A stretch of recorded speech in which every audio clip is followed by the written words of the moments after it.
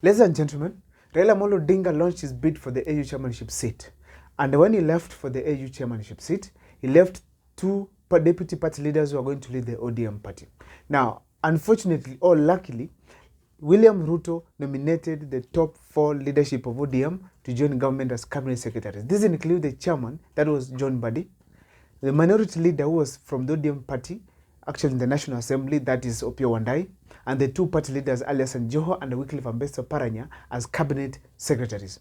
These 4 gentlemen are already appointed, and they are now serving as cabinet secretaries in their various respective dockets. Now, when they joined government, they officially left some vacuum within the ODM party. Now, recently, the ODM party communicated the structure of ODM currently. And in this structure, they included Simba Arati as the deputy party leader, Sharif Ahmed Nasir as also another deputy party leader. Uniquely, they added the third one, that is of course Osotsi, who was also coming in as a deputy party leader. ODM also announced Gladys Wanga becoming the chairperson of the ODM party. That was really great. Now, upon doing this, I was able to actually point out some few unique things that I realized in this kind of an appointment. The first one, it is that ODM has already started elevating women in leadership. That was a good thing, because so far, if the chairperson it is Gladys Wanga, and then we have Millie Odhiambo also in the National Assembly taking a very nice seat, that's the minority chief whip, then that means the women are getting the chance that they deserve in the current Kenyan, not just political, but in the constitutional provided positions to serve just as any other person. And that was good. Another thing I noted there, it is that there was no Luo leader who was appointed among the party leaders. Despite ODM originating from there, we didn't have someone coming as a deputy party leader. And that is going to form the basis of this analysis today here, because we need to know what precisely happened. But before I do this analysis, if this is the first time you're watching our videos, make sure that you subscribe, like, and comment, because that is the best support you can always give this channel. Now, ODM now has 3 deputy party leaders. Who do you think is the party leader? It's officially that Raila Odinga still remains to be the party leader of the ODM party, despite that he has not announced it publicly, or maybe he has not also resigned publicly. Raila Odinga is the party leader of the ODM party. So therefore, he still takes center role in the management of the ODM affairs. Now, why were the Luo leaders missing? Why did we have a Luo leader coming in as one of the leaders, deputy party leaders? These are the reasons that I have so far that I aligned based on my observation. The first one is the existence of Raila Odinga. So, which means he's still the party leader. That means we cannot have for regional balance. Therefore, we'll need some people to come from other regions as deputy party leaders. If you check the appointment that was done, actually Simba Arati from the Kisii region, having Ososi from the Western region, and of course having Sharif from the Coast region, that makes the whole thing complete, because now there's regional balance. Also considering that Western has a huge numbers of people, that means that also having the Secretary General from the region, it was just not enough. Having Sifuna from Western region, it was not just enough. Therefore, including the deputy party leader, that is Osotsi, then it was a good thing to ensure that there's regional balance, because Osotsi does not come from Kakamega County, it comes from the Trans Nzoia region. So that means he has balanced the entire Western region. Now, also, the thing that I noted from there, the reason as to why actually they didn't have a Luo leader, it is because of the Luo kingpin politics that is being played right now in the country. And when you look at what is happening here, upon the appointment of this gentleman, that is Mbadi and Opiyo Wandayi to join government, that means that the ODM kingpin was now, the ODM kingpin politics was now lowered to 2 gentlemen that right now are being talked about. The first one, it is James Orengo, the governor, Siaya County, and of course, Babu Owino, the youthful member of parliament for Embakasi East. Now, why do you think that these guys were not included, not just in the deputy party leader positions, but any other positions in the ODM party? Now, I have a few reasons that I was able to observe, and those are the ones I want to share with you here. There's a common thing about these 2 gentlemen that I want to talk about here. First of all, the 2 guys are publicly opposed ODM joining government. If you check the handshake of Raila and Uhuru Kenyatta, Babu Owino publicly denounced it. He did not want it. Also, if you check James Orengo, he also had his doubts actually, though they didn't come out very clear, but this gentleman also opposed it. Now, these 2 gentlemen right now, it was difficult to give them the leadership of ODM, which is in government, okay, considering the fact that they're also opposing the decision for them, for Raila Amolo Odinga to work with William Ruto. So therefore, first of all, that disqualifies them from getting any post so far. And also considering that they were not appointed, the only position these guys could have occupied either the chairmanship role or the deputy party leadership role. And as you check here, Raila Amolo Odinga is existing, and also the other three leaders also are to be appointed to achieve the regional balance. Therefore, James Orengo could not be appointed there. And Babu Owino still could not be appointed. So they were left out of this thing. However, we saw a meeting with Raila Amolo Odinga where Babu Owino had a meeting with Raila Amolo Odinga.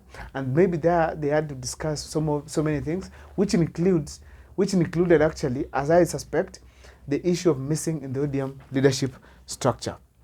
And a common thing I want to talk about here, it is that these gentlemen are eyeing for the kingpinship seat. If we check what's happening, Babu Owino has already acquired his position. He has already acquired his role. I mean, he has already gotten into the Luo politics actively. He's one gentleman who has been traversing the Luo counties, showing his popularity to the leadership of ODM and other politicians, moving across the country and showing how much is famous and accepted by the people of the Luo Nyanza. He has not only visited the Luo Nyanza, but he has been going to other parts of this country, showing that how popular he is than most of the ODM leaders. This was a test to show that he is capable of becoming the ODM leader and also the kingpin of Luo Nyanza. But now, why was he not appointed? First of all, Raila existence. If Raila exists in politics, then that means he's still the kingpin of Luo Nyanza. Appointing Babu Owino could just automatically mean that either he's becoming a party leader or a deputy party leader, which means he's the deputy to Raila Amolo Odinga as the kingpin. Because once you head the ODM party and you're from Nyanza, I mean the Luo Nyanza, then you take over the Luo leadership after Raila Amolo Odinga. To avoid these skirmishes, wrangles here and there between Babu Owino, Pio Wandayi, and many other ODM leaders who are eyeing the kingpin position, therefore Raila Amolo Odinga has to keep it off, had to avoid completely and ensure that he has left the seat vacant. So he did not have the deputy who is going to be deputizing him from Luo Nyanza, because that could have become the automatic person going to replace Raila Amolo Odinga once he quits politics completely. And of course, I want to say it here, Raila Amolo Odinga is not going to quit the politics soon, because being a kingpin, it is not the issue to do with election. So long as you're alive, you are the kingpin and you give directions of the community. Considering Babu Owino's role, right now as we speak, he cannot go above Raila Amolo Odinga. Therefore, the directions must come from Raila Amolo Odinga himself. James Orengo is a little bit disadvantaged. Why am I saying so? He is now currently aging. Him and Raila Amolo Odinga are not so far in terms of the age difference. They are close actually to each other, because both of them are above 75 years old. So then that means it's very clear that him taking the leadership of ODM party, it will be a disgrace, because now we need young and energetic people who can easily traverse the whole country. Also checking that he's a governor in Siaya County, he cannot easily go for the national leadership, in that he cannot move to various counties like Mombasa and other parts of the country in case there's something that is needed as far as the ODM party is concerned. He has huge amounts of money that has been allocated by the national government and the Constitution of Kenya that he needs to ensure that it has served the people of Siaya County the way it is required. So therefore, he's so much disadvantaged. Despite having differences with Raila Amolo Odinga in terms of joining government, he's also disadvantaged being a governor and also aging. Babu Owino is advantaged in this case because, first of all, of his popularity, as I mentioned, and also his energetic role as a member of ODM party. Babu Owino also accepted most of the parts. Being an MP also can traverse the whole country, and also he can easily reach out to many people despite having the issues to do with party leadership. I mean, position as a member of parliament in Embakasi, because once you are an MP in Kenya, you have the role to play. That is ensuring that you can easily go to any region in the country, and also you can play, of course, the party politics very well. Babu Owino, he has so many youthful friends that he has been making, that is including Dindi Nyoro and many other friends who are actually projected to vie for the presidency in this country at some point. So therefore, Babu Owino was so advantaged, and failure to be appointed in the ODM party has a huge disadvantage on his side. Why am I saying so? Now, you cannot say that you're going for presidency under the ODM ticket, yet you're not the party leader. So therefore, his ambitions have been postponed.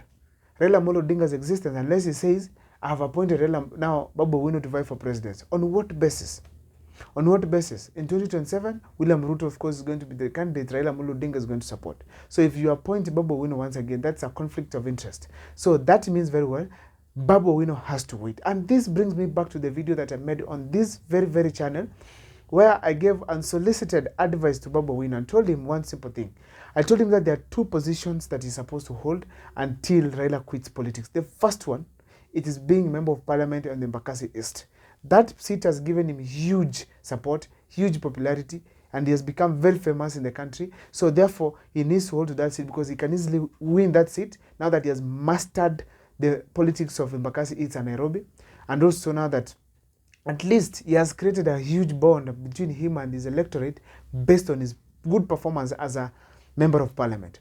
Also, another thing I want to say is this. I also say that he can only go for the chairmanship, for the governorship seat in Kisumu County. I gave reasons in my part in the video that I did. You can go and check the video I've done as far as Babu Owino is concerned. I've given very genuine reasons to why Babu Owino should even go for the governorship seat of the ODM party. But a few of my viewers here opposed and says if Babu Owino goes for the Kisumu gubernatorial seat, that means he's going to kill himself politically when it comes to the national platform.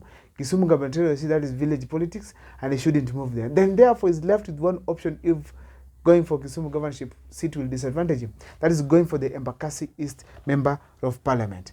No, as long as Raila Odinga lives, he leaves the ODM party. And you cannot go for any other seat above the ODM party if Raila Odinga exists. That gives Babu Owino one simple thing: resignation from ODM and going for his own path, going for his own ambitions that he has as a country, as a leader in the country, and as a youthful leader. That is my video there and there. If this is the first time once again you're watching our videos, make sure that you subscribe, like, and comment, because that is the best support you can always give this channel. For those who are asking for my number, kindly make sure that you go through to my bio. I have put it there. You can always reach out in case of anything that you want to inquire about this channel. My name is Abel Mukwe. See you next time for more videos and analysis.